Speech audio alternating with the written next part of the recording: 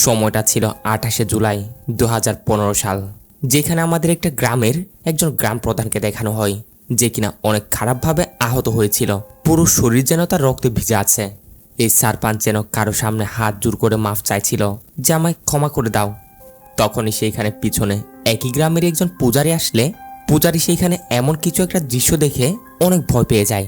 Scene কাট হয়ে পরবর্তী সিনে আমাদের দেখানো হয় সেই পূজারী ও জায়গায় বেহুশ হয়ে পড়ে আছে, আর সেই গ্রাম প্রধান অর্থাৎ সারপাঞ্চটা ওখানে থাকা বট গাছের সাথে ঝুলছে, অর্থাৎ মৃত। হয়তো সে নিজেকে নিজে শেষ করে দিয়েছে। এর পরবর্তী সিনে আমাদের একটা মেয়েকে দেখানো হয় যে কিনা তার বাসায় বসে একটা ডায়েরিতে লিখছিল, যেখানে সে লিখতে লিখতে নিজেকে নিজের প্রশ্ন করছে যে সত্যি আমি কি একজন মহিলা, আমি কি ভালো একজন মা হতে পারিনি, নাকি আমি কারো ভালো মেয়ে হতে পারিনি। এইসবের সাথে সে একটা কেসের ব্যাপারেও অনেক ডিটেলসে লিখছিল, যেখান থেকে সিন শিফট হয়ে যায় এর 1 বছর পর, অর্থাৎ ওই যে শুরুতে সারপাঞ্চ মারা গেছে না, এর 1 বছর পর আর কি। এইখানে আমাদের একজন লেডি পুলিশ অফিসারের সাথে পরিচয় হয়, যার নাম হচ্ছে অদিতি। অদিতি তার সিনিয়র অফিসারের অর্ডার মোতাবেক এই গ্রামে এসেছে। এইখানে নাকি 9 দিন আগে গ্রামের পূজারীর মার্ডার হয়ে গেছে। তবে এইখানে পুলিশরা কেসটা কিছু করতে পারছিল না, যার জন্যই সিনিয়র অফিসার অদিতিকে এইখানে পাঠালো। অদিতির টিমে ছিল তার মেইন 2জন সহকারী অফিসার, একজনের নাম হচ্ছে অতুল, আরেকজনের নাম হচ্ছে অজয়। ওই গ্রামেরই বৃদ্ধ একটা লোক অদিতির সাথে দেখা করার জন্য সেখানে বসেছিল। একজন কনস্টেবল গিয়ে তাকে অদিতির ব্যাপারে বলতে শুরু করে যে অদিতি ম্যাডাম অনেক বড় বড় কেস সলভ করে থাকেন, একবার যেই কেসটাই হাতে নেয় না ওইটাই সে সলভ করে ছাড়ে। যাই হোক, এখানে কেসের ব্যাপারে বলতে গেলে 9 দিন আগে এইখানের পূজারী দীনেনাথ নামের একজনের মার্ডার হয়েছে, আর এটা হয়েছিল রাত 9:30টার আশপাশ। সকালে একজন দুধওয়ালাই দীনেনাথের লাশ প্রথমবারের মতো দেখতে পেয়েছিল, যেটা দেখে সে পুলিশকে জানায়। ইনভেস্টিগেশনে মার্ডার উইপন এখনও পাওয়া যায়নি। অদিতি দীনানাথের পোস্টমর্টম রিপোর্ট আনিয়ে সেইগুলো একদম ডিপলি ভালো মতো চেক করতে শুরু করে। তারপর সে একজন রেস্টুরেন্টওয়ালা এবং একজন বারওয়ালাকে জিজ্ঞাসাবাদের জন্য ডাকে। মূলত প্রতি রবিবারে দীনানাথ এই রেস্টুরেন্টওয়ালার রেস্টুরেন্টে গিয়ে সেখানে বিরিয়ানি খেত। যেহেতু দীনানাথ ছিল একজন পূজারী, তার জন্য এরকম খাওয়ার একদমই নিষিদ্ধ ছিল। তাই যেন কেউ জানতে না পারে ওভাবে সে মাস্ক লাগিয়ে পিছনের দরজা দিয়ে রেস্টুরেন্টে যেত, যেটাতে রেস্টুরেন্টওয়ালাটাও তাকে সাহায্য করত, কারণ তার বিজনেস তো চলতে হবে, তাই না। আর বারওয়ালার কথা হচ্ছে এখানে যে রাতে তার মার্ডার হয়েছে ওই রাতে দীনানাথ এবং তার সাথে আরও একজন ছোট পূজারী তার বাড়ি এসেছিল। তারা নেশাপানি করে। ওই দিন তাদের দেখে নাকি মনে হচ্ছিল তারা অনেকটা হ্যাপি ছিল ওই দিন। সাথে তারা নাকি কোনো একটা লটারির ব্যাপারে কথা বলছিল। এইটা জানতে পেরে অদিতি সে ছোট পূজারীটাকে, অর্থাৎ ওই দিন রাতে দীনানাথের সাথে যে ছিল আর কি, তাকে জিজ্ঞাসাবাদের জন্য ডাকে। এই মূলত প্রথম জিজ্ঞাসাবাদে পুলিশদের ভুল ইনফরমেশন দিয়েছিল, মানে টোটালি সে বলে দিয়েছিল ওই দিন নাকি সে দীনানাথের সাথে ছিলই না। বাট এবার তো বারওয়ালার কথা থেকে পরিষ্কার এটা যে সে দীনানাথের সাথে ছিল। অদিতিরা এই ছোট পূজারীটার বাসায় গিয়ে সেখানে তল্লাশি নেয়। যেখানে তল্লাশি নিতেই তারা এখানে একটা লাঠি খুঁজে পায়। অদিতি লাঠিটার উপর কিছু একটা কেমিক্যাল ঢালতেই ওখানে লাঠির সাথে লেগে থাকা রক্তের কিছু দাগ ভেসে উঠতে শুরু করে, যেটা দেখেই অদিতি ধারণা করে নেয় হয়তো এই ছোট পূজারী দীনানাথকে এই লাঠিটা দিয়ে রুমটাতে মেরেছে হবে। তারপর তাকে মেরে তার লাশ জঙ্গলে নিয়ে গিয়ে ফেলে দিয়েছে। তবে এটা তার একার পক্ষে করা সম্ভব না, হয়তো তাকে কেউ সাহায্য করেছে, হতে পারে তার ওয়াইফ। এইভাবে নিমিষের মধ্যেই অদিতি এতটুকু বের করে নেওয়াতে এই ছোট পূজারী তার বউ বাচ্চাকে বাঁচানোর জন্য সে পুরো দোষ কবুল করে নেয়। ঘটনা হচ্ছে দীনানাথ নাকি 5 লাখ টাকার একটা লটারি জিতেছিল। খুশি হয়ে সে বিষয়টা ছোট পূজারীর সাথে শেয়ার করলে নেশার ঘুরে ছোট পূজারী ওই দিন টাকার লোভে দীনানাথকে হত্যা করে। ব্যাস, এইভাবে নিমিষের মধ্যেই অদিতি এই কেসটা সলভ করে নেয়। এই ছোট পূজারীটাকে গ্রেপ্তার করে নিয়ে যাওয়া হয়। তো এইখান থেকে শুরু হয় মুভির আসল কাহিনী। কেস সলভ করার পর অদিতি তার মাইন্ডকে একটু ফ্রেশ করার জন্য একটা খোলামেলা জায়গায় যায়। ওইখানে তার সাথে দেখা করার জন্য গ্রামের সেই বৃদ্ধ লোকটা আসে। এর নাম ছিল গাইতন্ডে। গাইতন্ডে অদিতিকে সেখানে এক জায়গায় বসিয়ে তার গ্রামের ব্যাপারে বলতে শুরু করে যে কিছু বছর ধরে তার গ্রামে নাকি অনেক আজব আজব ঘটনা ঘটছে। গত 7 বছরে প্রায় 7 জন লোক নিজে নিজে মরে গেছে। এটা শুনে অদিতি বলে হয়তো কোনো টাকা পয়সার সমস্যা হবে, না হয় কোনো পার্সোনাল সমস্যা। এরকম সমস্যার মুখোমুখি হয়ে নিজেকে নিজে শেষ করে দেওয়া ওটা তো চলছেই। এরা যখন এসব বলছিল তখন সেইখানে অদিতির সহকারী অফিসার অতুলও ছিল। অতুল বলে, না ম্যাডাম, যারা মারা গেছে তারা কোনো গরিব লোক ছিল না, সবাই ছিল পয়সাওয়ালা আর অনেক খানদানি লোকও। তাই টাকার জন্য বা কোনো সমস্যার জন্য যে তারা নিজেকে শেষ করে দিবে ওরকম পরিস্থিতি ছিলই না তাদের। গাইতুণ্ড বলে, ম্যাডাম, আমাদের গ্রামের বাইরে একটা ডাইনের ঘর আছে। সেই ডাইন দুজন জুড়ুয়া বাচ্চার জন্ম দিয়েছিল। একজনের নাম ছিল আধিরা, আরেকজনের নাম হচ্ছে আশনি। 8 বছর আগের একটা ঘটনা হবে। গ্রামবাসীরা দেখে জঙ্গলে সেই আশনি কিছু কঙ্কাল বা এরকম জিনিসপত্র নিয়ে জাদুমন্ত্র করছিল। সাথে সাথে বিষয়টা গ্রামবাসীরা সারপাঞ্চকে জানালে এরপর দিন থেকে সে ডাইন আশনি গায়েব হয়ে যায়। কোথায় যে উদাও হয়ে যায় ওই ব্যাপারে কেউই জানে না। যার পর থেকেই একের পর এক আমাদের গ্রামে মৃত্যু হয়ে যাচ্ছে। অতুল বলে, ম্যাডাম, আমি খবর নিয়েছি, যারা যারা মারা গেছে না, তারা সবাই মরার আগে নিজেদের টর্চার করেছিল। কেউ নিজের হাত কেটে নিজেকে শেষ করে দিয়েছে, কেউ নিজেকে নিজে গলা কেটে। আরও আশ্চর্যকর বিষয় হচ্ছে, সবগুলো ঘটনাস্থলেই একজন না একজন আই উইটনেস থাকতো, যাদের সামনে সবকিছু হতো। এরপর আই উইটনেসকে পাওয়া যেত বেহুশ অবস্থায়। বৃদ্ধ লোকটা বলে, ম্যাডাম, যেদিন সে ডায়েন আশনি গায়েব হয়েছিল না, এর পরের বছরই ওই দিন তার জুরুয়া আদিরা কোথাও না কোথাও যেত। আর সে এরকম কোথাও যাওয়ার পরপরই গ্রামের কেউ না কেউ এইভাবে নিজেকে শেষ করে দিত। অতুলও বলে, ম্যাডাম, এটাই এনকোয়ারি করে পুলিশরা জানতে পেরেছে, যেদিন যেদিন এরকম ঘটনাগুলো হয়েছে ওই দিন আধিরা গ্রামে ছিলই না। গত 7 বছর ধরে এরকমটা চলে আসছে। এগুলো শুনে অদিতি অনেকটা ভাবনার মধ্যে পড়ে যায়। গায়তুন্ডাকে বলে, তো এই কেসে আমি আপনাকে কি হেল্প করতে পারি? অতুল অদিতিকে সাইডে নিয়ে গিয়ে বলে, ম্যাডাম, 2 বছর আগে সিবিআই এর অফিসার এই কেস হাতে নিয়েছিল, কিন্তু কোনো রকমের কোনো ফিজিক্যাল এভিডেন্স পাওয়া যায়নি বলে এই কেসটা আনসলভ মিস্ট্রি কেস হয়ে ফাইলবন্দি হয়ে যায়। আমি তো এটাও জানতে পেরেছি, এই বছর যদি এরকম কিছু হয় না, তাহলে নাকি গ্রামবাসীরা সবাই মিলে এই আধিরাকে জীবন্ত জ্বালিয়ে ফেলবে। তাই ম্যাডাম, একমাত্র আপনি এই কেসে কিছু একটা করতে পারেন, এই রহস্যের সমাধান করে গ্রামবাসীকেও বাঁচাতে পারেন। সিন শিফট হয়ে যায় ওই দিন রাতে। আমাদের সেই আধিরাকে দেখানো হয় যে কিনা রাত হতেই পানি নেওয়ার জন্য গ্রামের কুয়োর পাশে গিয়েছিল। তখন ওই সময় সেখান দিয়ে 2 জন লোক যাচ্ছিল, যারা কিনা আধিরাকে দেখে তাড়াতাড়ি তাদের রাস্তা ঘুরিয়ে সেখান থেকে পালাতে শুরু করে দেয়। গ্রামের লোকেরা আসলে আধিরাকে একজন ডাইনির চোখে দেখে। পরবর্তী দিন কথা মোতাবেক অদিতি তার টিমের সাথে সেই গ্রামে আসে। গ্রামে আসতেই অদিতি আগে এই গ্রামের যে প্রধান ছিল তার সাথে গিয়ে দেখা করে। বর্তমানে গ্রামের প্রধান হচ্ছে এই মহিলাটা, বাদশালা বাই। বাদশালা ভাইও অদিতিকে বলে দেয় যে আপনার যেরকম ইনভেস্টিগেশন করা প্রয়োজন ওরকম আপনি করুন, এর জন্য যা যা সাহায্য সহযোগিতা লাগবে ওটাও আমি করব। তারপরও এই রহস্যের সমাধান করে গ্রামবাসীদের বাঁচিয়ে নিন। তবে হ্যাঁ, এই গ্রামের বাইরে একজন ডাইনির ঘর আছে, ওখানে ভুলেও যাবেন না। এই ডাইনিরা কিছু বছর আগে আমার স্বামী এবং আমার ছেলেকে আমার থেকে ছিনিয়ে নিয়েছে। এই ডাইনির কারণে আজ আমি বিধবা। যাই হোক, এরপর অতিথিরা সেখানে একটা জায়গা খুঁজে নিয়ে ওখানে তারা ছোটখাটো একটা অফিস তৈরি করে। তারপর অতুল এই গ্রামে হওয়া সবগুলো ঘটনা একের পর এক খুবই ডিটেলসের সাথে অতিথিকে জানায়। একদম প্রথম ঘটনা শুরু হয়েছিল 13ই আগস্ট 2008 সালে নাকি। ওই দিন এক কাপল একটা জঙ্গলের রাস্তা দিয়ে কোথাও যাচ্ছিল। তখন তারা সেখান দিয়ে যাওয়ার সময় দেখে সেই আশনি বড় একটা গর্তের ভিতর মানুষের কঙ্কাল এবং আরও আজব আজব কিছু জিনিস নিয়ে কোনো এক ধরনের পুজোপাঠ করছিল। এই দেখে এই মিয়া বিবি তো ভয় পেয়ে যায়। তাড়াতাড়ি গিয়ে গ্রামের সারপাঞ্চকে জানায়। সাথে সাথে সারপাঞ্চ এবং গ্রামবাসীরাও সেখানে এসে হাজির।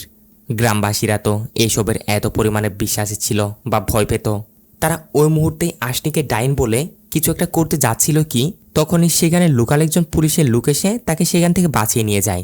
সবাইকে যার যার মতো করে সেখান থেকে পাঠিয়ে দেয়। পুলিশের বয়ান মোতাবেক আশনি তখন সেখান থেকে পালিয়েছিল, অর্থাৎ নিজের যান বাঁচানোর জন্য আর কি। তারপর ওই দিন রাতে গ্রাম প্রধান সে বাদশালী ভাইয়ের ছেলে ট্রাক অ্যাক্সিডেন্ট করে মারা যায়, নেশা করে গাড়ি চালাচ্ছিল। অদিতি বলে, এই আশনি এবং আধিরা এই 2 জুড়ুয়া বোনের ব্যাপারে কিছু বলো। অতুল বলে, ম্যাডাম, ওই দিন যে গ্রাম ছেড়ে পালিয়েছে সে ছিল আশনি। অনেকটাই ইন্টেলিজেন্ট একটা মেয়ে ছিল। জানতে পেরেছি হিস্ট্রিতে নাকি মাস্টার্সও করেছে। গ্রামের ছোট্ট একটা স্কুলে একজন টিচার হয়ে জবও করত। তার বোন আধিরার ব্যাপারে বলতে গেলে সে একজন মূর্খ, কোনোরকম ছোটোখাটো এটা সেটা করে দিন পার করছে। এ বলেই অতুল গ্রামের সেই কেসগুলোর ব্যাপারে বলে যায়। এরপর গ্রামের প্রথম মৃত্যুর খেলা শুরু হয়েছিল পরের বছর আগস্টের 2 তারিখ 2009 সালে, মানে আশনি মিস হওয়ার ঠিক 1 বছর পর আর কি। গ্রামের স্কুলের একজন হেডমাস্টার সাবান্ত একটা কুয়োর পাশ দিয়ে যাচ্ছিল। তখনই সে কেউ একজনের কান্নার আওয়াজ শুনে সেখানে তার কাছে যেতে শুরু করে। গিয়ে দেখে লোকটা অনেক আহত অবস্থায় কেউ একজনের সামনে হাত জোর করে কান্নাকাটি করছিল, নিজের প্রাণের যেন ভিক্ষা চাইছিল। তবে সাবান্ত দেখছিল সেখানে কেউই ছিল না। সে দেখে লোকটা যেন তার হুঁশেই নেই। সাবন্ত গিয়ে তাকে হুঁশে আনতে শুরু করে, কিন্তু তখনই সাবান্ত সে কুয়োর পানির মধ্যে এক আজব রকমের একটা আকৃতি দেখতে পায়। ওই ডায়েন আশনি এক ভয়ঙ্কর চেহারা নিয়ে তার সামনে আসে, যা দেখে এই হেডমাস্টার শ্রাবন্ত জায়গায় বেহুশ। আর তার বেহুশ হওয়ার পরপরই যে লোকটা আহত অবস্থায় কান্নাকাটি করছিল সে ওখানে ঝুলে নিজেকে নিজে শেষ করে দেয়। এরপরও শ্রাবন্ত হুঁশে আসতেই তার পিঠে অনেক পরিমাণে ব্যথা করছিল। আর ব্যথার কারণ জানা যায়, সে ডায়েন যেতে যেতে তার পিঠে কিছু লেখা লিখে গেছিল, যেন তার চামড়া সহ একদম পুড়ে। লেখাগুলোর অর্থ ছিল, আমার অন্তিম সংস্কার করো। তারপর দ্বিতীয় ঘটনা ঘটে এর 1 বছর পর, আগস্টের 21 তারিখ 2010 সাল। একদিন সে গ্রামেরই 3জন লোক অন্য আরেকটা লোকের বাসায় গিয়েছিল তাকে কাজে যাওয়ার জন্য ডাকতে। তখন তারা গিয়ে দেখে যাকে তারা ডাকতে গেছে সে অনেক আহত অবস্থায় বসে বসে কান্না করছিল। এই দৃশ্য দেখে ভয়ে দুজন তো সেখান থেকে পালিয়ে যায়, বাট আরেকজন যে ছিল সেও লোকটাকে হুঁশে আনতে গেলে সেও এখানে ভয়ানক একটা দৃশ্য দেখতে পায়। কোনো তৃপ্ত এক ভয়ানক চেহারা, যা দেখে সে জায়গায় অজ্ঞান। তারপর কি আর সেম প্রথমটার মতোই ওই আহত অবস্থায় থাকা লোকটা নিজেকে নিজে শেষ করে দেয়। এরপর অজ্ঞান থাকা ব্যক্তিটা হুঁশ আসলে সেও জানতে পারে তার পিঠেও কিছু একটা লিখে দেওয়া হয়েছে, আর তার পিঠেও সেটাই লেখা হয়েছিল যে আমার অন্তিম সংস্কার করো। তো এর পরবর্তী 3 নম্বর ঘটনা হয় আগস্টের 10 তারিখ 2011 সালে। আর সেই ঘটনার আই উইটনেস ছিল একজন ডক্টর। ডক্টরটাও রাস্তা দিয়ে যাওয়ার সময় একটা লোককে সেখানে আহত অবস্থায় কান্নাকাটি করতে দেখে। যখন সেও তাকে হুঁশে আনার জন্য তার কাছে যাচ্ছিল তখন সেও বিভৎস একটা মেয়ের চেহারা দেখতে পায়, যা দেখে সে জায়গায় অজ্ঞান। সাথে যে লোকটা আহত অবস্থায় কান্না করছিল সেমভাবে সে গাছের সাথে ঝুলে পড়ে। বেহুশ থাকা ডক্টরটার পরে হুঁশ আসলে সে জানতে পারে তার পিঠেও কিছু একটা লিখে দেওয়া হয়েছে, যেখানে এবার লেখা হয়েছিল আশনির নাম। তো এভাবেই এর পরবর্তী ঘটনাটাও এর পরের বছরে হয়, তবে সেবার মাসটা আগস্ট ছিল না, সেটা ছিল জুলাই 30, 2012। সেমভাবে গ্রামের 3জন লোক একটা মন্দিরের পাশ দিয়ে যাওয়ার সময় সেখানে তারা মন্দিরের ভিতর কোনো একটা লোককে কান্না করতে দেখে। দুজন ভয়ে সেখান থেকে পালিয়ে গেলে একজন সেখানে ছিল।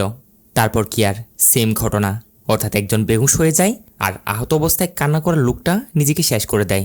এক এক করে সব কিছু জানার পর অদিতি এই মন্দিরের ঘটনার যে আই উইটনেসটা ছিল তাকে নিয়ে সেখানে আসলে এ তো জায়গাটা দেখেই ভয়ে সেখান থেকে পালাতে শুরু করে। ভয়ে সে কোনো রকম সেখানে যেতে চাচ্ছে না, অর্থাৎ ওই দিনের পর থেকেই সে অনেক আতঙ্কের মধ্যে আছে। অদিতিরাও অনেক টানাটানি করার পর যখন ভয় যাচ্ছিল না তখন অদিতিও তাকে আর জোর করে না, তাকে সেখান থেকে চলে যেতে বলে। অন্যদিকে পরবর্তী সিনে আমরা দেখি গ্রামের সারপাঞ্চ বাদশালা ভাই একজন জাদুকর অর্থাৎ তান্ত্রিককে গ্রামে নিয়ে এসেছে জাদুটনা করে তাদের গ্রামকে সুরক্ষিত করার জন্য। এই তান্ত্রিকও কিছু তন্ত্রমন্ত্র পড়ে গ্রামের লোকদের বলতে শুরু করে এই মাসেও একজনের মৃত্যু হবে বলে সে সবাইকে একটা ঘটনা বলতে শুরু করে। শত শত বছর আগে এই গ্রামের জঙ্গলে নাকি একটা ডাইন বসবাস করত।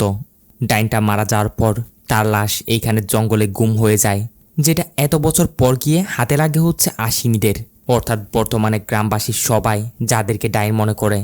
এরপর আশিনী নিজের শক্তি বৃদ্ধি করার জন্য ডাইনির সেই হাড়গুলো দিয়ে তন্ত্রমন্ত্র করতে শুরু করে যাতে সে তার শক্তি বাড়াতে পারে।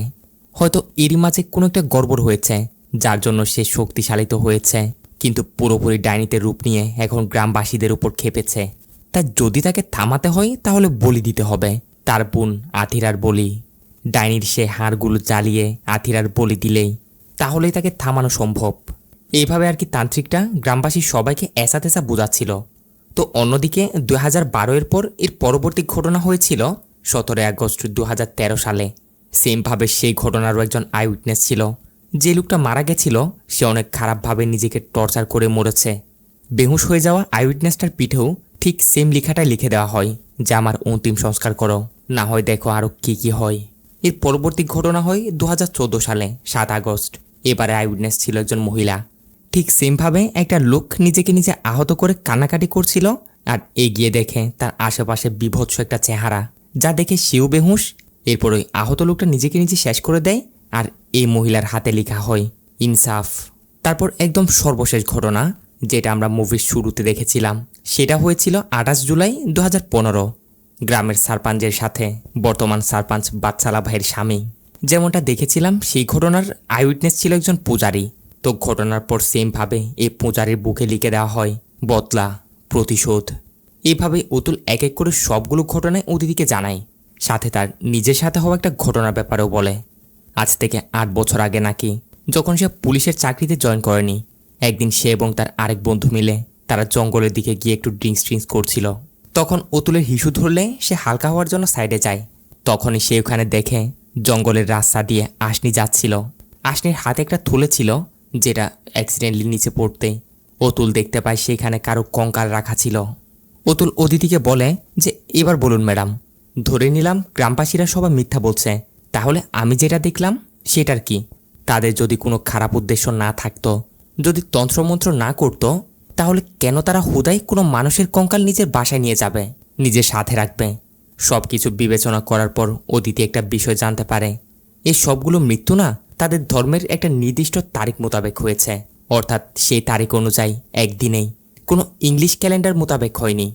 এটা থেকেই অদিতি খুব সহজেই ওই দিনটা বের করে নেয় যে নেক্সট মৃত্যু কোন দিন হতে পারে, যেটা ছিল এই বছর অর্থাৎ 2016 সাল 15ই আগস্ট। আর দিনটা ছিল কাল।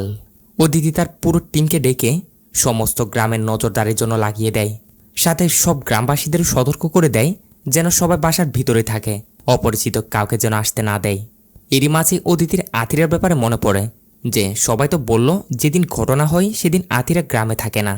তাই পরদিন সকাল হতেই এই ব্যাপারে শিওর হওয়ার জন্য অদিতি অতুলকে নিয়ে সোজা আতিরার বাসায় যায়। আতিরা তখন বাসায় ছিল। অদিতি কি করে অতুলকে সাইডে পাঠিয়ে দেয় যে সে আতিরার সাথে একান্ত কথা বলতে চায়। তো ভিতরে গিয়ে অদিতি আতিরাকে তার পরিচয় দেয়, সাথে তাকে বলে আমি এখানে তোমাকে সাহায্য করতে এসেছি। গ্রামবাসীরা সবাই তোমাদের উপর যেভাবে দোষারোপ করছে, তোমার উপর যেভাবে রেগে আছে, তার থেকে তোমাকে বাঁচানোর জন্য এসেছি। আর তুমি যদি চাও আমি তোমার কিছু একটা সাহায্য করি, তাহলে তুমি যা জানো সবই আমায় খুলে বলো। আতিরাও চা বানাতে বানাতে যা কিছু জানে তার ফ্যামিলির ব্যাপারে অদিতিকে বলতে শুরু করে। অনেক বছর আগে তার বাবা এবং তার দাদা ছিল ল্যান্ড রিফর্ম অ্যাক্টিভিস্ট, অর্থাৎ নিজেদের জায়গা তারা নিজেদের নামে করার জন্য আন্দোলন করত। তারপর হঠাৎ একদিন তার দাদার লাশ পাওয়া যায় একটা কূপের মধ্যে, এরই সাথে তার বাবার লাশ পাওয়া যায় একটা রেল লাইনে। এরপর গ্রামের প্রায় 95% জমি হাতিয়ে নেয় সারপাঞ্চ, যেখানে আথিরার বাপদাদার জমিও ছিল। আথিরার মায়ের বিষয়ে আওয়াজ তোলে। এরপর হঠাৎ একদিন গ্রামবাসীরা নাকি আথিরার মায়ের ব্যাগের মধ্যে মানুষের কঙ্কালের মতো কিছু একটা দেখতে পায়, যা দেখে সবাই তার মাকে নিয়ে খারাপ খারাপ মন্তব্য করতে শুরু করে। এদিক সেদিক কথা ছড়াতে শুরু করে তার মা নাকি একজন ডাইন, যার কারণে তাদের গ্রাম থেকেও বের করে দেওয়া হয়। অদিতি এখানে আতিরাকে জিজ্ঞেস করে, তোমার বাসার বাইরে হাড্ডির মতো এগুলো কেন ঝুলছে? আতিরা বলে, আমাদের সুরক্ষার জন্যই, এগুলো আমাদের রক্ষা করে। আমার মা নিজের হাতে এগুলো বেঁধেছিল। গ্রামবাসীরা তো আমাদের গ্রাম থেকে বের করে দিয়েছিল, উপর থেকে আমাদের নাম দিয়েছিল ডায়েন। আমরাও এতিম অনাথ, কেই বা আমাদের রক্ষা করবে? আর এই হাড্ডিগুলো আমাদের রক্ষা করে আর কি? যে ডায়ের নাম গ্রামবাসীরা আমাদের দিয়েছে, সেই ডায়ের নামটাই এই অত্যাচারী গ্রামবাসীদের হাত থেকে আমাদের রক্ষা করে। যদি সেটা না হতো তাহলে তো দিন আমার সাথেও কি না কি হয়ে যেত। এরপর অদিতি আতিরাকে মেন কথা জিজ্ঞেস করে যে প্রতি বছর গ্রামে একের পর এক মৃত্যু হচ্ছে, আর যেদিন এরকমটা হয় ওই দিন তুমি কোথাও গায়েব হয়ে যাও। আসলে তুমি যাও কই? আতিরার কোনো জবাবই দেয় না, উল্টো নিজে নিজে বলতে শুরু করে, ও হো, আমি তো ভুলে গেছি। এরকম বলে সে তাড়াহুড়ো করে তার একটা ব্যাগ নিয়ে সেখান থেকে বেরিয়ে কোথাও যেতে শুরু করে দেয়। অদিতি অনেক করে তাকে থামানোর চেষ্টা করে, কিন্তু সে থামে না। অদিতিও তাড়াতাড়ি তার পুলিশ স্টেশনে এসে তার একজন লেডি কনস্টেবলকে আতিরার পিছনে লাগিয়ে দেয়, একদম সারাক্ষণ তাকে ফলো করতে বলে। আর টাইম টু টাইম খবরে তারা জানতে পারে আতিরা বর্তমানে বাসে করে কোথাও যাচ্ছে। এরই সাথে অদিতি তার একটা টিমকে আতিরার বাসায়ও পাঠিয়ে দেয় তার পুরো বাসায় তল্লাশি করার জন্য। ওখানে তল্লাশি করে তরুণ একটা ডায়েরি খুঁজে পায়, যেটা সে এনে অদিতিকে দেয়। এই জিনিসগুলোর মধ্যে অদিতি অনেক ইম্পর্ট্যান্ট কিছু একটা খুঁজে পেয়েছে। ঠিক ওই মুহূর্তে সেখানে গ্রামের সারপাঞ্চ বাদশালা ভাই এসে হাজির। আসলে গ্রামবাসীরা সবাই মিলে নাকি এই রাক্ষসকে শেষ করার জন্য গ্রামে একটা পুজো রেখেছে। তারা সবাই মিলে সিদ্ধান্ত নিয়েছে যদি আজ এরকম কিছু ঘটনা ঘটে তাহলে তারা তান্ত্রিকের কথা মতো আতিরার বলি ছড়াবে। ও দিদি বাদশালা ভাইকে বলে, যতক্ষণ আমি এই গ্রামে আছি ততক্ষণ আতিরার কিছু হতে দিব না। দেশে একটা নিয়ম কানুন আছে, এটা পুরোটা একটা অন্ধবিশ্বাস। এরা এসব নিয়ে এদিকে কথাবার্তা বলছিল, ততক্ষণে অতিথিদের কাছে খবর আসে একইভাবে গ্রামে আরও একটা মৃত্যু হয়ে গেছে। তাও এবার ওই বৃদ্ধ লোক গাইতুন্ডে, অর্থাৎ যে গাইতুন্ডে অতিথিদের এই গ্রামের ব্যাপারে বলেছিল। এই ঘটনাস্থল বেহুশ অবস্থায় একজন আই উইটনেস পাওয়া যায়, তার পিঠেও ওইটা লেখা হয়েছে, অর্থাৎ আমার অন্তিম সংস্কার করো। অদিতি ফাটাফাট গাইতুন্ডের লাশকে পোস্টমর্টমের জন্য পাঠিয়ে দিতে বলে। এরই সাথে টক্সিকোলজি রিপোর্টটাও একদম ভালো মতো বানাতে বলে। এই রিপোর্টের মাধ্যমে এটাই জানা যাবে যে তার ভিতরে কোনো কেমিক্যাল, কোনো ঔষধ বা এরকমের কিছু পাওয়া গেছে কিনা। তো প্রতি বছরের মতো এই বছরও মার্ডার হয়ে গেল। আর প্রত্যেকবারের মতো পরবর্তী দিন আতিরা গ্রামে ফিরে আসে। সব গ্রামবাসীরা তো অনেক পরিমাণে রেগে আছে, সবাই মিলে জড়ো হয়েছে আতিরাকে মারার জন্য। অর্থাৎ সবাই মনে করছে আর কি এইসবের পিছনে আতিরাই রয়েছে। তারা আতিরাকে মারতে যাচ্ছিল, তখনই অদিতি তার টিম পাঠিয়ে তাকে বাঁচিয়ে নিয়ে আসে। এরপর অদিতি আতিরাকে জিজ্ঞেস করে যে আমার থেকে কিছু লুকাবে না, বলো ওই দিন কি হয়েছিল। আতিরা কান্না করতে করতে এবার অদিতিকে বলতে শুরু করে, এই গ্রামবাসীরা সবাই মিলে আমার বোনকে মেরে দিয়েছিল। তারা যেমনটা বলেছে আমার বোন আসনি আসলে পালায়নি, তারাই তাকে ধরে কোথাও নিয়ে গেছিল। আমি নিজে জানি না তাকে কোথায় নিয়ে গেছিল। আর আমি মূলত প্রতি বছর এই দিনই গ্রামের বাইরে যাই এই জন্যই, আমার বোনের বর্ষি পালন করার জন্য। অর্থাৎ এই মাসই হচ্ছে তার মৃত্যুর দিন।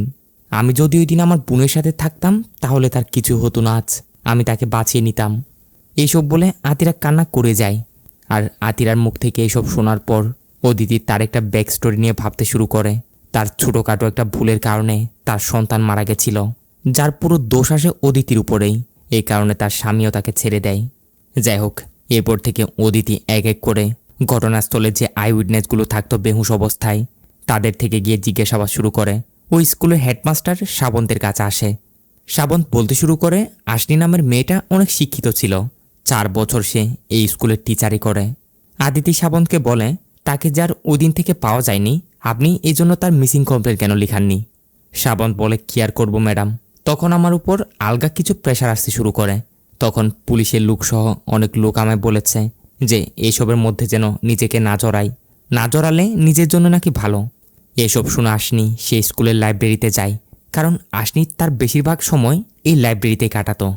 এখানে এতগুলো বইয়ের মধ্য থেকে একটা বইয়ের উপর অদিতির নজর পড়ে। বইটা খুলতেই অদিতি এখানে আশনির নাম দেখতে পায়। আশনি তার নামটা লিখেছিল, এরই সাথে বইটার মধ্যে একটা অ্যাড্রেস আর একটা মোবাইল নাম্বারও লেখা ছিল। অদিতির নম্বরটাতে কল করলে জানতে পারে এটা কোনো একটা ল্যাব অ্যাড্রেস, অর্থাৎ পরীক্ষা নিরীক্ষা করা যায় এরকম আর কি। তো অদিতি সে নাম্বারটাতে কল করে আশনির ব্যাপারে জিজ্ঞেস করে যে 2008 সালের দিকে আশনি নামের একটা মেয়ে আপনাদের সেখানে গিয়েছিল, তার ডিটেলসগুলো আমার চাই। ল্যাব টেকনিশিয়ানটা অদিতিকে জানায় যে ম্যাডাম যেহেতু অনেক বছর হচ্ছে তাই একটু সময় লাগবে, আমি খুঁজে দেখে আপনাকে পরে জানাবো। এইখান থেকে অদিতি তার পুলিশ স্টেশন ফিরে যায়। এসে তার কাছে যে যে প্রমাণগুলো ছিল ফটোগ্রাফ সহ সবগুলো আবারও ভালো মতো চেক করতে শুরু করে। এখানে ওই দিনেরও কিছু ফটো ছিল, যেদিন আশনিকে গ্রামবাসীরা সবাই জঙ্গলের একটা গর্ত থেকে ধরেছিল একটা কঙ্কাল সহ। ফটোতে দেখা যাচ্ছে একটা লোক আশনিকে গর্ত থেকে তুলছে।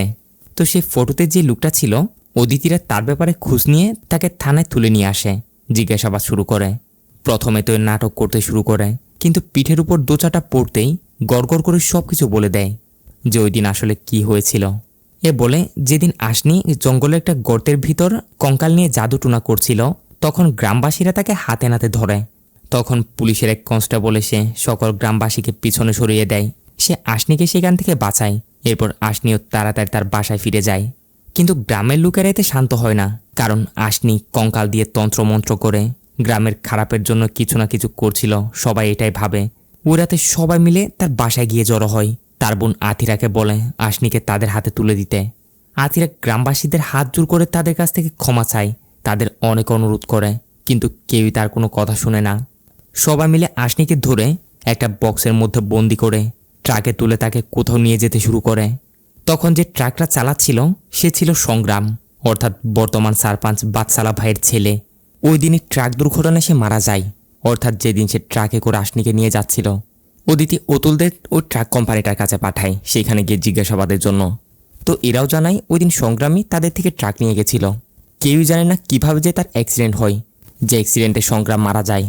এরপর সেই মেয়েরও কী হয়েছে, কোথায় চলে গেছে, এই ব্যাপারে আর কোনো হদিস পাওয়া যায়নি। অন্যদিকে দেখা যায় অদিতির লাইব্রেরিতে একটা বইয়ের মধ্যে আশনির লেখা একটা অ্যাড্রেস পেয়েছিল না, একটা ল্যাবের। তো সেই ল্যাব টেকনিশিয়ানটা খুঁজে দেখে অদিতিকে যে ডিটেলস জানাবে বলেছিল, সে সেইগুলো খোঁজার পর অদিতিকে কল করে। তো সে বলে ওই দিন আশনি নাকি অনেক বছর পুরনো কপারের একটা টুকরো তাদের সেখানে পরীক্ষা নিরীক্ষা করার জন্য নিয়ে গেছিল। যে কপারের টুকরোটা টেস্ট করার পর সে জানতে পারে ওটা ছিল 4000 বছর পুরনো। এইটা শুনে অদিতি তো একদমই শখ। এত বছর পুরনো কপারের টুকরো, তাও আবার এই গ্রামে। এইখানে এসে অদিতির ধীরে ধীরে সব কিছু ক্লিয়ার হতে থাকে। ওই সময় অতুলক গায়তুনের পোস্টমর্টম রিপোর্ট এনে অদিতির হাতে দেয়, যা ভালো মতো চেক করার পর অদিতি অতুলকে বলে, তুমি সকল লোকদেরকে, অর্থাৎ এইসব ঘটনায় যারা যারা এখন পর্যন্ত আই উইটনেস ছিল তাদেরকে এবং সেই আথিরাকেও নিয়ে হেডমাস্টার শবন্তের ঘরে জমা হও, আমিও সেইখানে যাচ্ছি। বলতে না বলতে সবাই সেই মাস্টার শবন্তের ঘরে এসে জমা হয়। অদিতি প্রথমে এখানে যে লাস্ট মার্ডারটা হয়েছিল অর্থাৎ গায়তুন্ডের, তার যে আই উইটনেসটা ছিল তার কাছ থেকে জিজ্ঞাসা করে যে সত্যি করে বলো কি হয়েছিল সেইখানে। এই লুকু সেম কাহিনী শুনিয়ে বলে, ম্যাডাম আমি কীভাবে জানবো, আমি তো বেহুশ হয়ে গেছিলাম। তো অদিতি এখানে তাকে জোরে একটা থাপ্পড় লাগিয়ে দেয়, বলে তুমি সেইখানে বেহুশ হওনি, তুমি অন্য কোথাও বেহুশ হয়েছিলে।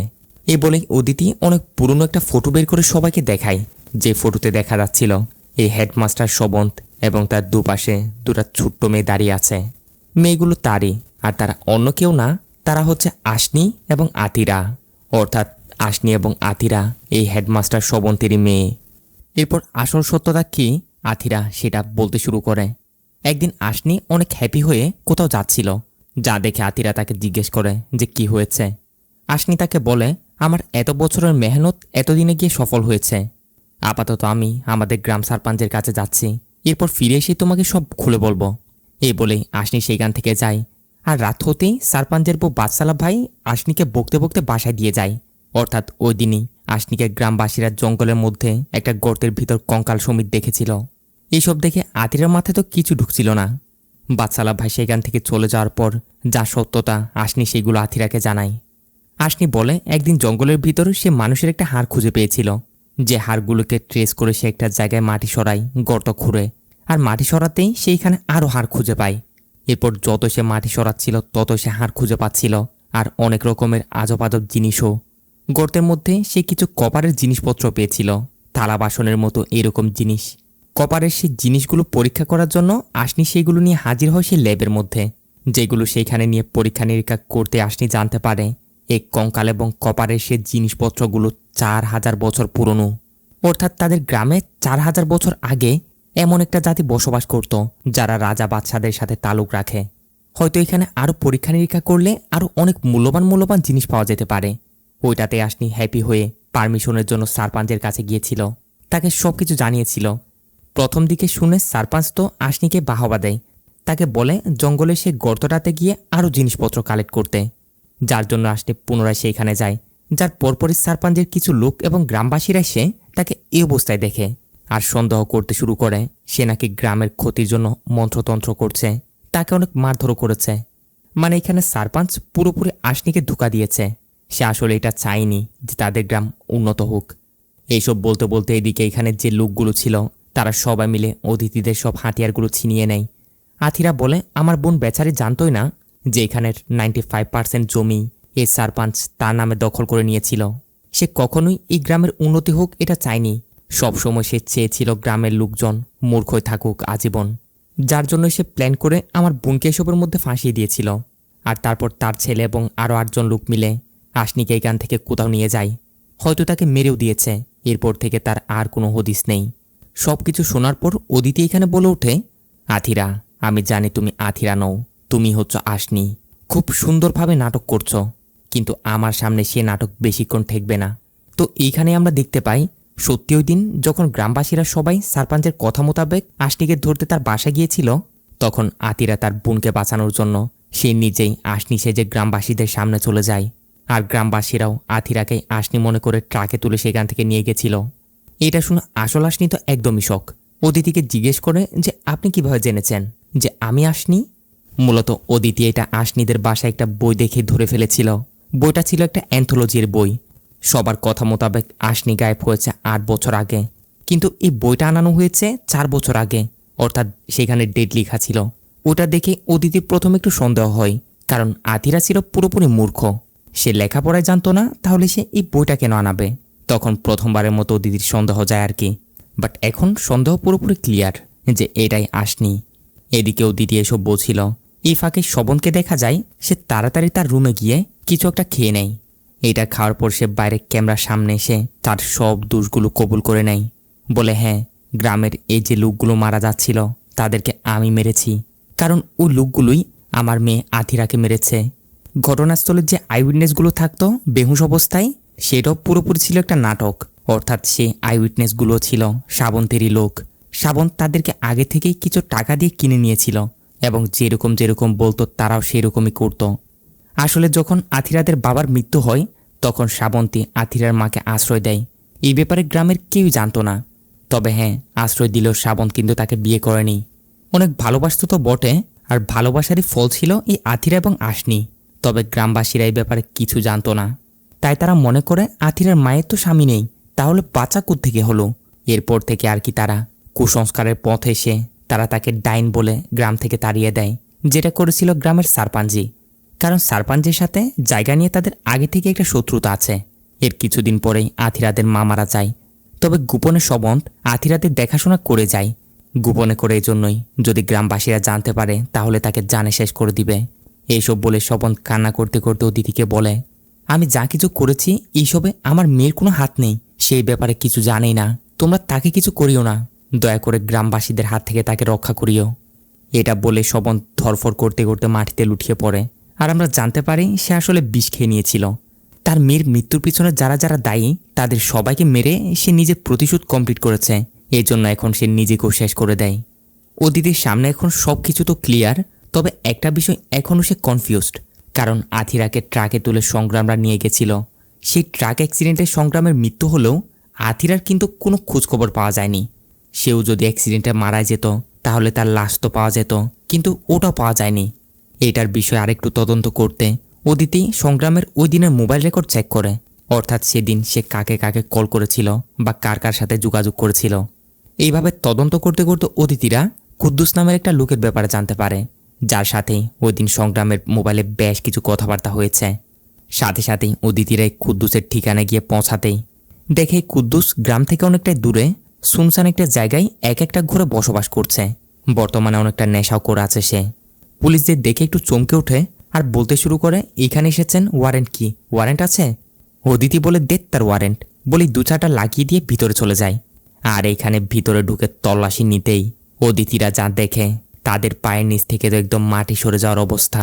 দেখে 3-3টা বাচ্চা সহ এখানে আথিরাকে বন্দি করে রাখা হয়েছে। সবাই চেন দিয়ে বাঁধা। বাচ্চাগুলো আথিরারই। অর্থাৎ ওই দিন সারপাঞ্চের ছেলে সংগ্রাম আথিরাকে টাকার বিনিময়ে এই কুদ্দুসের কাছে বিক্রি করে দিয়েছিল, কেউ না জানে মতো। আর এই কুদ্দুসও আথিরাকে নিয়ে এসে বন্দি বানিয়ে ইচ্ছা মতো টর্চার করে যায়। রুম থেকে তাকে কোনোদিন বের হওয়ার সুযোগই দেয় না, পুরো একটা সাইকো। আর সেই টর্চারের ফলে দেখতে দেখতে আথিরার 3টা বাচ্চাও হয়। ফাইনালি অদিতিরা তাকে এখান থেকে উদ্ধার করে নিয়ে যায়। এত জটিলতম একটা কেস অদিতি সলভ করে, যে আথিরাকে আশনি ভেবে সবাই মৃত মনে করছিল সে আসলে সর্বশেষ জীবিতই ফিরে। গ্রামবাসীদের যে অন্ধবিশ্বাসটা ছিল সেটাও ভাঙে।